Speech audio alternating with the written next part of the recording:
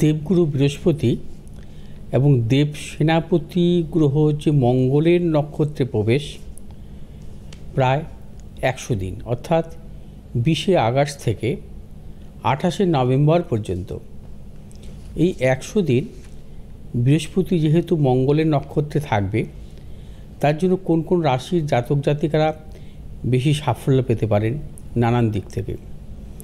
কারণ বৃহস্পতি যখনই শুভ ফল দান করেন জন্মছক অনুযায়ী, বিশেষ করে দেখা যায় বৃহস্পতির মিত্র গ্রহের নক্ষত্রে যদি অবস্থান করে, বৃহস্পতি যদি নিজ নক্ষত্রে অবস্থান করে থাকে, সেই ক্ষেত্রে তার দশা অন্তর্দশা চলাকালীন কিন্তু বিশেষভাবে শুভ ফল দান করেন।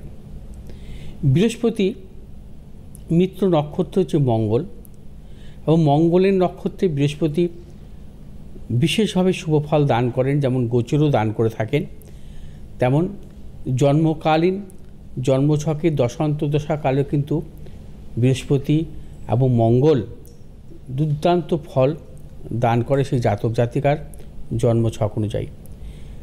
বৃহস্পতি এবং মঙ্গলের যখন কোনো যোগ সৃষ্টিকারী হয় যে কোনো জাতক জাতিকার জন্মছকে, তাকে আমরা মূলত বলি অংশপতার যোগ।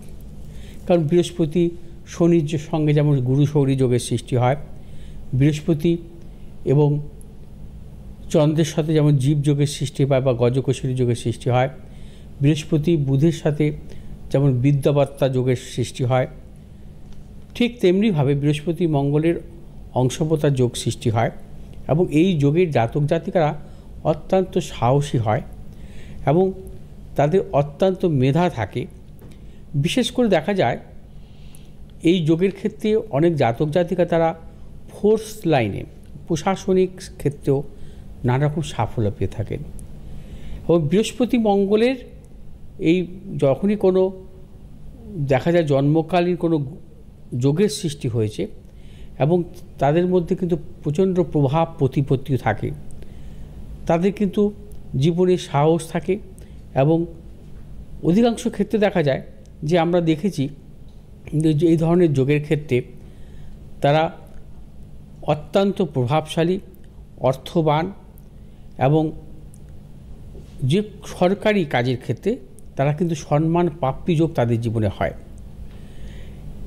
এবং ক্রিয়েটিভ সংক্রান্ত যোগের ক্ষেত্রে যারা সাফল্য পেয়ে থাকেন, বিশেষ করে খেলাধুলার ক্ষেত্রে কিন্তু বৃহস্পতি মঙ্গলের যোগেই কিন্তু সেই জাতক জাতিকার জীবনে বেশি সাফল্য পান।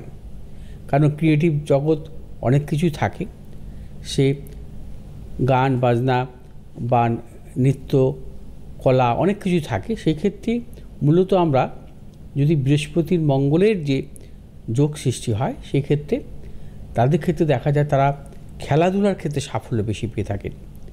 এবং জীবনে যারা খেলাধুলার ক্ষেত্রে বড় সাফল্য পেয়েছেন, তাদের আমি দেখেছি যে 98% তাদের জন্মছকে বৃহস্পতি মঙ্গলের এই শুভ যোগ, অর্থাৎ হয় বৃহস্পতি মঙ্গলের সহাবস্থানের জন্য রাজযোগ, অথবা বৃহস্পতি মঙ্গলের নক্ষত্র থেকে বৃহস্পতির দশা, অথবা মঙ্গল বৃহস্পতির নক্ষত্র থেকে মঙ্গলের দশায় তারা জীবনে কিন্তু প্রতিষ্ঠিত হয় এই জাতীয় ছকের ক্ষেত্রে। এবং অধিকাংশ ক্ষেত্রে সরকারি সম্মান, তার পাশাপাশি প্রশাসনিক ক্ষেত্রে নানা রকম সাফল্য, খেলাধুলার ক্ষেত্রে নানা রকম জীবনে তাদের সাকসেস মূলত এই জাতীয় যোগের ক্ষেত্রেই হয়।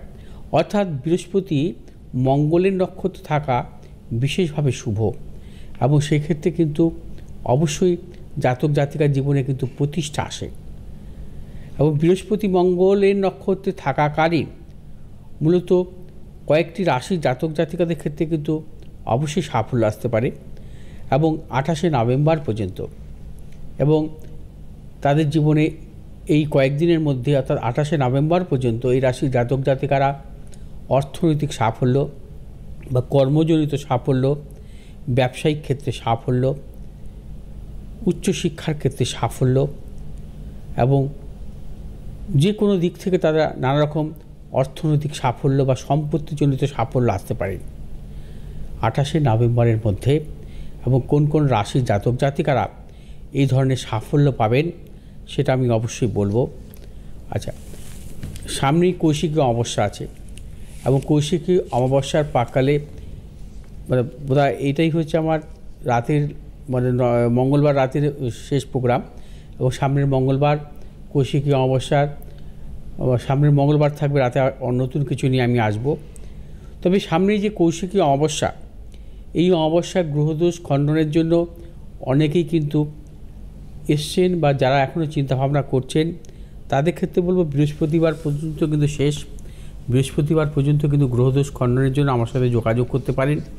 তারপর কিন্তু আমি আর নেব না, কারণ অনেক পুজো গ্রহদোষ খণ্ডনের ক্ষেত্রে পড়ে গেছে এবং সেক্ষেত্রে আপনারা কিন্তু ইমিডিয়েট যোগাযোগ করুন, কারণ ওই দিন আমি তারাপীঠে থাকব এবং যারা আসতে ইচ্ছুক গ্রহদোষ খণ্ডনের ক্ষেত্রে ওই দিন আসতে পারেন, আপনারা আমার সঙ্গে দেখা করতে পারেন।